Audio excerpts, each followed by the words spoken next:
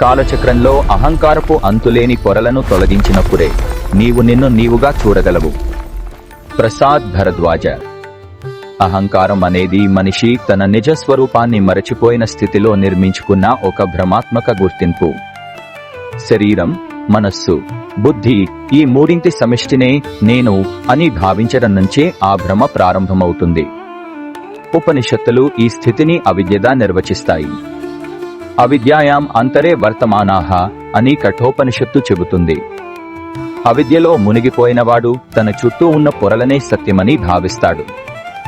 ఈ అవిద్యే అహంకారంగా మారి ఒకే రూపంలో కాకుండా అంతులేని పొరలుగా మన ఆత్మదర్శనాన్ని కప్పివేస్తుంది. మనిషి జీవితం అద్దాల మధ్యనే సాగుతుంది. ఆ అద్దాలు సమాజపు దృష్టి, ఇతరుల అభిప్రాయం, పేరు, ప్రతిష్ట, పాత్రలు. వాటిలో కనిపించే ప్రతిబింబాన్నే మనం నేనుగా స్వీకరిస్తాం. కానీ ఉపనిషత్తులు స్పష్టంగా చెబుతున్నాయి, ఆత్మ ఈ అద్దాలలో పట్టుబడేది కాదు. న చక్షుషా గృహ్యతే అని కఠోపనిషత్తు చెప్పినట్లుగా కళ్లతో చూసేది ఆత్మ కాదు, చూసేవాడే ఆత్మ. ఈ సత్యాన్ని గ్రహించని వరకు మనం ప్రతిబింబాన్నే స్వరూపంగా భావిస్తూ జీవిస్తాం. అహంకారానికి పొరలు ఏర్పడటానికి కారణం భయమే. అస్తిత్వం కోల్పోతామన్న భయం, మరణ భయం, విలువలేని వాడినేమో అన్న భయం. ఈ భయాల నుంచే నేను ఇది, నేను అది అనే భావనలు పుడతాయి. ప్రతి గుర్తింపు ఒక పొరగా మారుతుంది. ఉపనిషత్తులు చెబుతున్నాయి, ఆత్మ నిత్యమని తెలిసిన వానికి భయం ఉండదు. న బిభేతి కదాచన అని తైత్తిరీయ ఉపనిషత్తులో చెప్పబడిన స్థితి వచ్చినప్పుడు మాత్రమే అహంకారపు అవసరం కలుగుతుంది. ఆత్మదర్శనానికి అడ్డుగా నిలిచేది స్థూల అహంకారం మాత్రమే కాదు, సూక్ష్మ అహంకారమూ ఉంది. నేను జ్ఞాని, నేను భక్తుడు, నేను సాధకుడు అన్న భావనలు పొరలే. ఉపనిషత్తులు దీనిని కూడా విడిచిపెట్టమంటాయి. యతో వాచో నివర్తంతే అప్రాప్య మనసా సహా అనే తైత్తిరీయ ఉపనిషత్తు నందు చెప్పబడిన సూక్తి ఇక్కడ గాఢమైన సూచన ఇస్తుంది. ఆత్మను మాటలు, ఆలోచనలు, భావనలు అందుకోలేవు. కాబట్టి ఆత్మ గురించి ఏర్పడే ఏ భావన అయినా చివరికి వదలవలసిందే. అహంకార విసర్జన అనేది పోరాటం కాదు, అది దర్శనం. నేతి నేతి అనే బృహదారణ్యక ఉపనిషత్తు బోధ ఇక్కడే ప్రారంభమవుతుంది.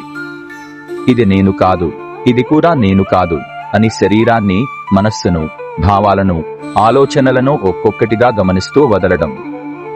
ఈ ప్రక్రియలో ఏదో కోల్పోతున్నట్టు అనిపించవచ్చు, కానీ నిజానికి కోల్పోయేది భ్రమ మాత్రమే, మిగిలేది సత్యం.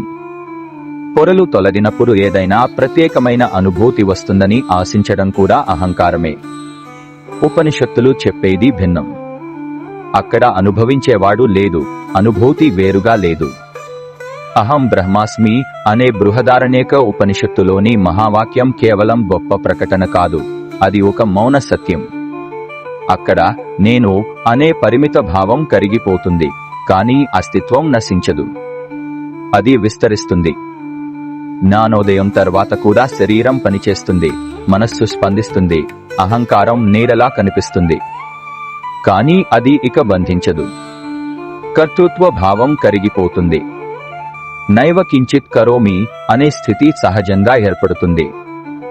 జీవితం జరుగుతుంది, కానీ చేయువాడిగా భావించే నేను ఉండదు.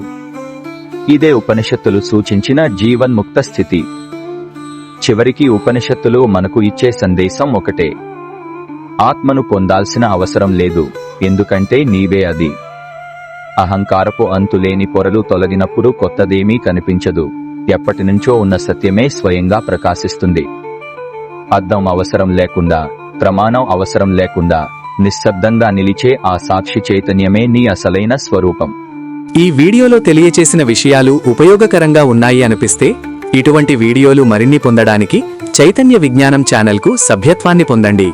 మీరు చేసే లైక్ మరియు కామెంట్ మాకు ఎంతో ప్రోత్సాహమిస్తుంది. ఇటువంటి వీడియోలు మరిన్ని చేయడానికి మాకు స్ఫూర్తిని ఇస్తుంది, మా ఛానల్ పెరగడానికి దోహదపడుతుంది. తప్పకుండా లైక్ చేయండి, కామెంట్ చేయండి మరియు షేర్ చేయండి.